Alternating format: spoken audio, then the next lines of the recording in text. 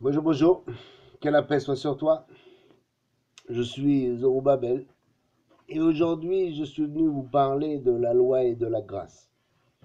En fait, cette différence entre la loi et la grâce, il y a une différence, mais on n'enlève pas la loi et la grâce n'enlève pas la loi. Donc je vais vous expliquer en fait le pourquoi par rapport à Jésus lui-même que tu as dit dans Matthieu. Matthieu 5, 17, ne croyez pas que je suis venu abolir la loi et les prophètes. Je suis venu non pour abolir, mais pour accomplir. Donc Jésus est venu accomplir cette mission de rédemption. Jésus est venu pour vaincre la mort et nous mener à Dieu, qu'avant les animaux ne nous rendaient pas parfaits. Donc le fait qu'on ne soit pas parfait, on n'arrivait pas jusqu'à Dieu. C'est pour ça qu'il est descendu donc dans le séjour des morts afin d'évangéliser les morts. Donc Jésus nous dit donc qu'il n'est pas venu abolir la loi ou les prophètes, mais qu'il veut venu accomplir cette histoire de mort, quoi, de sang versé pour nous purifier, on va dire, nous pardonner. On a vu lui-même, donc euh, Jésus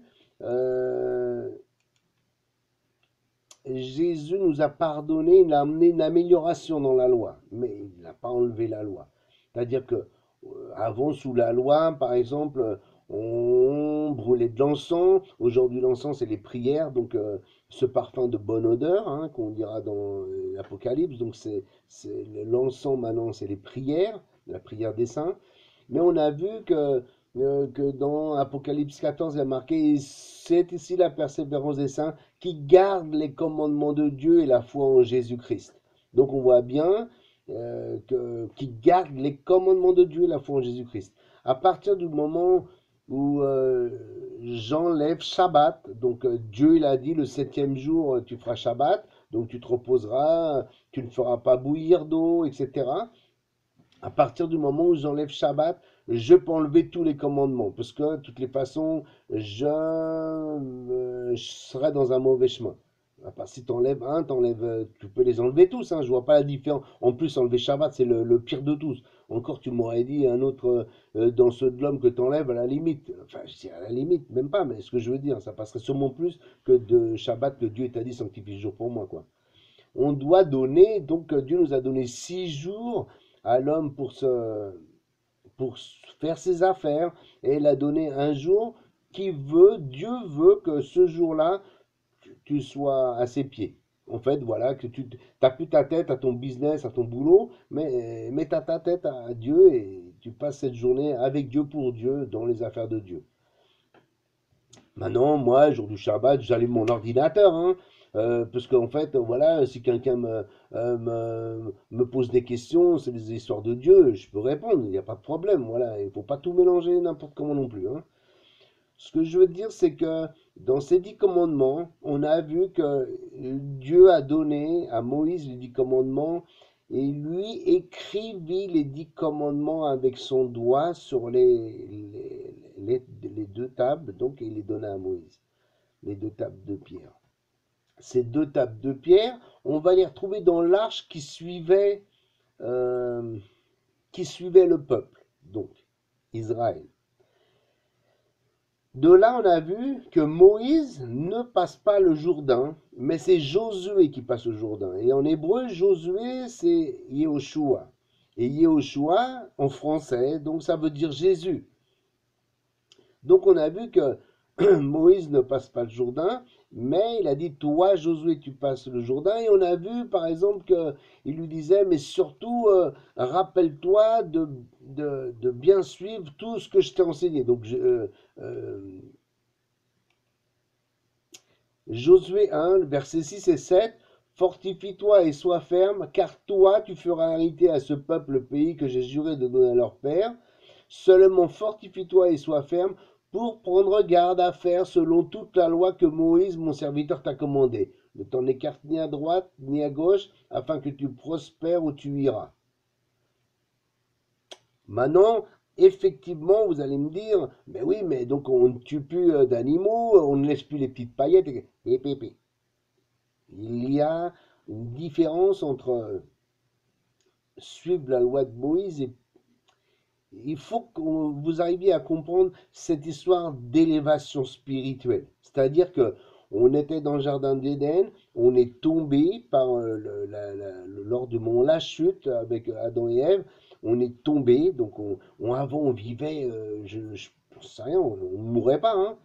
Après, par le péché, le sang est arrivé, la mort est rentrée, et là on a commencé à vivre pas longtemps. Ce que je veux dire, c'est que déjà, on a changé, on était végétarien, on vivait tout le temps, et après de là, on a commencé donc à devenir limité.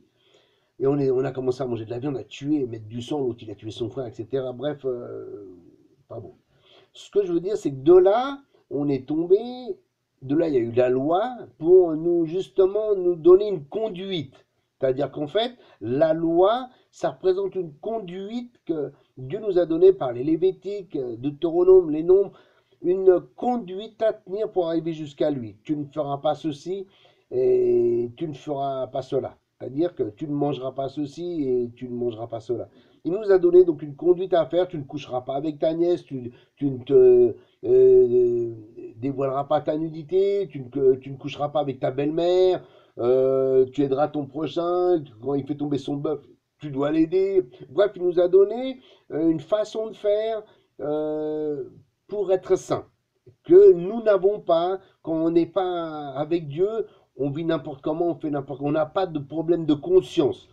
Alors, on a vu par exemple que Dieu, justement, il nous dit qu'il a chassé, dans Lévitique 20, verset 23, vous ne suivrez point les usages des nations que je vais chasser devant vous, car elles ont fait toutes ces choses et je les ai en abomination.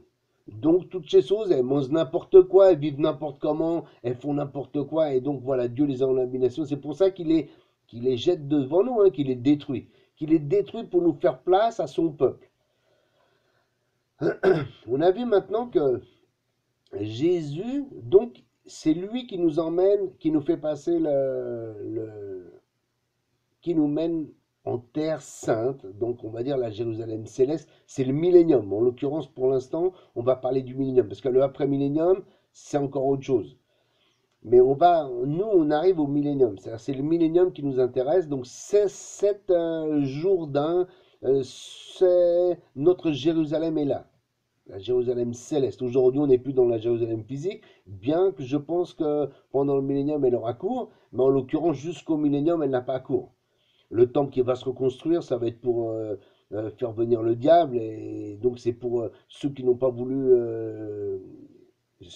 faire les choses justes, hein. Ils vont être, Dieu leur envoie un esprit d'égarement afin qu'ils croient que c'est Dieu, mais en vérité, ce sera le diable qui fera des trucs, hein. Et après, donc, quand il va voir qu'il est découvert, il va détruire tout ça.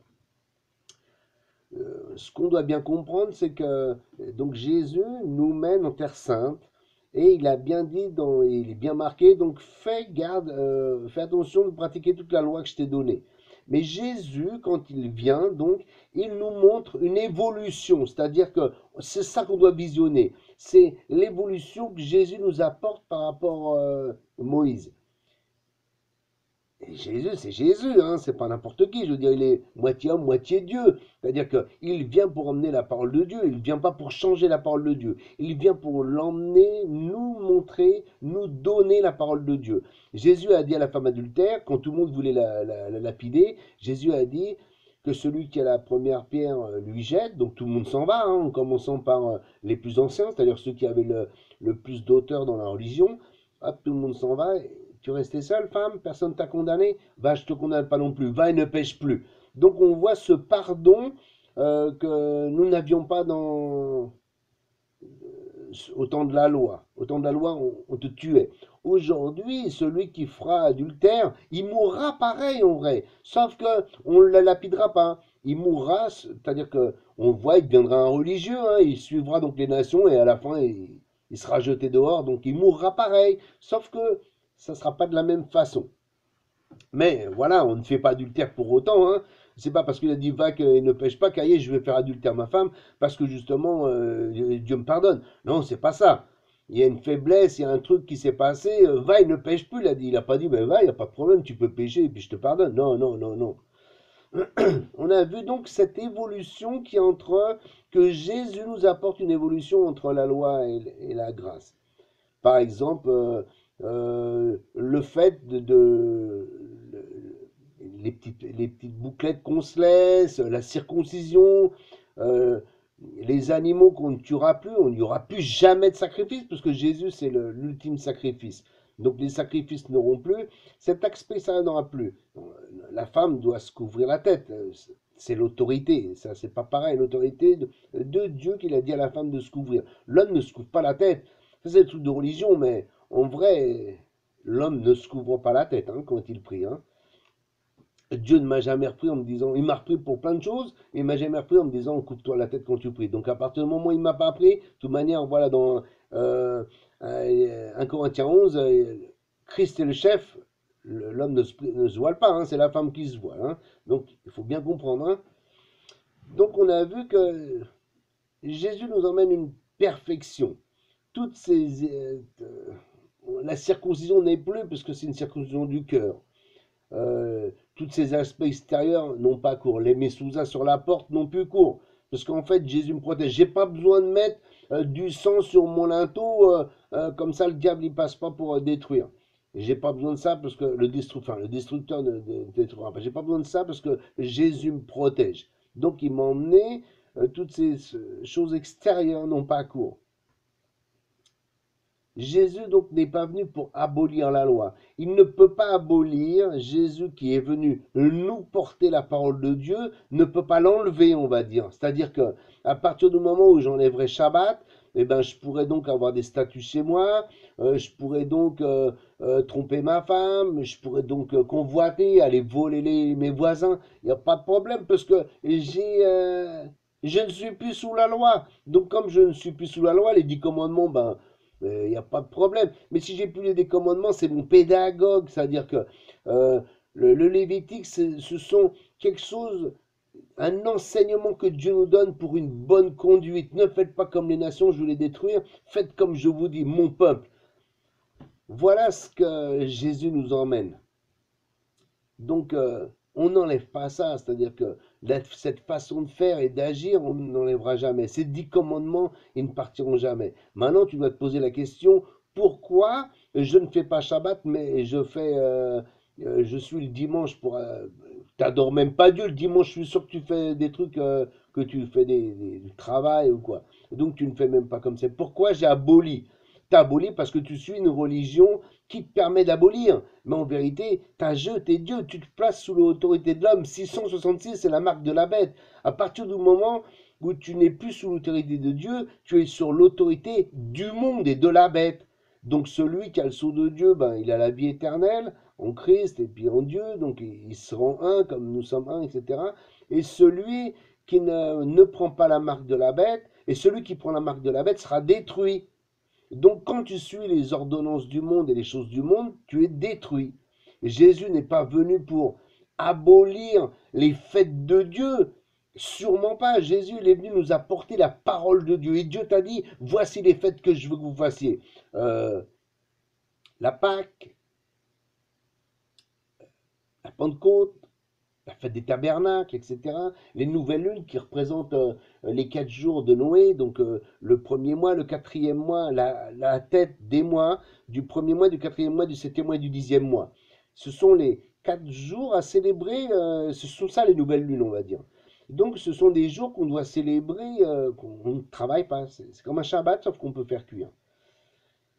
Ces fêtes de Dieu, Jésus n'est pas venu abolir ça. Vous suivez un calendrier païen. Il faut bien comprendre que d'où vient ton calendrier. Tu suis des fêtes que les catholiques t'ont données, ou si tu es musulman, ou si tu es bouddhiste, ou ce que tu veux. Tu suis des fêtes de ton où c'est que tu habites, hein, parce que moi, voilà, il y en a ceux qui sont en Asie, ils sont en 2500, hein, ceux qui sont dans les pays arabes, ils sont en 1400.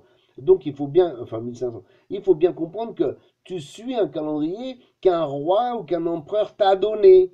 Mais Dieu, lui, nous a donné un calendrier des fêtes des jours. Moi, je commence ma journée quand c'est la tombée de la nuit. Jusque demain soir, la tombée de la nuit, ça c'est mon jour. Pas quand il est minuit. Ça, c'est les cathos qui m'ont donné ça. Je ne suis pas les fêtes, je ne suis pas les fêtes des religions. Je suis les fêtes de Dieu, celles que Dieu m'a mis dans les Lévitiques. Ce qu'il faut bien comprendre et bien faire attention, c'est à tous ces pièges-là, à tous ces pièges de qui nous sommes esclaves. À partir du moment où tu suis un calendrier des nations et où tu enlèves des choses de Dieu que Dieu t'a données sous prétexte que, ben dans ce cas-là, tu prends la marque de la bête. Parce qu'en fait, le sceau de Dieu, c'est celui qui fait les choses de Dieu. Et grâce à Dieu, merci Seigneur, qui a fait que les élus ne peuvent pas être séduits, ne peuvent pas être trompés. C'est-à-dire, les élus, ils voient qu'il y a un malaise quelque part. Ils voient que ça ne colle pas avec Dieu. Quand j'ai lu, moi, quand je vois par exemple les choses de mon calendrier et les choses de Dieu, je dis, mais ça ne va pas, ça, il y a une embrouille là quelque part. Et je me suis mis à fouiller, d'où que ça vient ce calendrier, d'où que ça vient ces fêtes, etc., etc. Et je me suis aperçu que tout est manipulé par les hommes. On a vu d'ailleurs, hein, quand Jésus il est monté au ciel, que les pharisiens, ils ont été voir les Romains, les gardiens romains, ils leur ont donné de l'argent, ils leur ont dit, voilà, vous direz qu'on est venu vous le voler. Et ça a toujours existé, cette corruption. Le pouvoir, donc, hein, on est manipulé, hein, ne croyez pas qu'on n'est pas... C'est pas parce que la Bible, c'est la parole de Dieu qu'elle n'est pas manipulée. Le diable, il se promène avec Dieu. On a vu dans Zacharie 3 et dans Job 1 que Dieu est là sur la surface, il regarde les fils de l'homme et le diable est à côté de lui. Donc on voit bien que le diable est là. Et dans la même chose que le diable est à côté de lui, là, dans la parole de Dieu, le diable est à côté de lui. C'est-à-dire le diable, il a mis son empreinte dans la Bible. On voit, je le vois partout, moi. Je vois, tous les jours sont égaux, il n'y a pas de problème. Ça vient bien du diable, parce que Dieu t'a dit que les gens ne sont pas égaux. Donc il faut bien comprendre qu'est-ce qu'on lit. Et c'est pour ça qu'on doit lire avec l'esprit, non pas avec la lettre. Donc cette loi ne partira pas. La loi, les ordonnances de la loi, les 10 commandements, toute cette façon de faire, on va dire, de ne pas coucher avec sa nièce, etc. Donc, c'est des pratiques qu'on fait dans le monde, on vit n'importe comment dans le monde, hein, alors qu'avec Dieu, on a une conduite à tenir pour arriver jusqu'à lui. Voilà ce que Jésus est venu emmener. Il est nous emmener, Jésus, et quand il est venu nous emmener une perfection plus que la loi, mais il n'est pas venu pour enlever la loi. Il n'est pas venu pour enlever les 10 commandements et les ordonnances de Dieu qui nous mènent à la perfection, parce que Dieu lui-même te dit qu'il chasse les nations à cause des malfaçons qu'il fait. Donc toi, suis ma façon. Il a dit que celui justement qui suivra sera béni. Donc on a vu dans Deutéronome 28 que celui qui suivra ce que je lui ai dit donc sera béni, et celui qui ne fera pas sera maudit. Dans les champs, il prendra des coups de bâton comme c'est pas possible. Donc tout ça, on a vu donc les psaumes sont les prières de Jésus. Et on voit dans le psaume 119 justement, bienheureux ceux qui sont intègres dans leur voie et qui marchent dans la loi de l'Éternel. Tu as commandé tes préceptes pour qu'on les garde soigneusement. Oh, que mes voies fussent dressées pour garder tes statuts.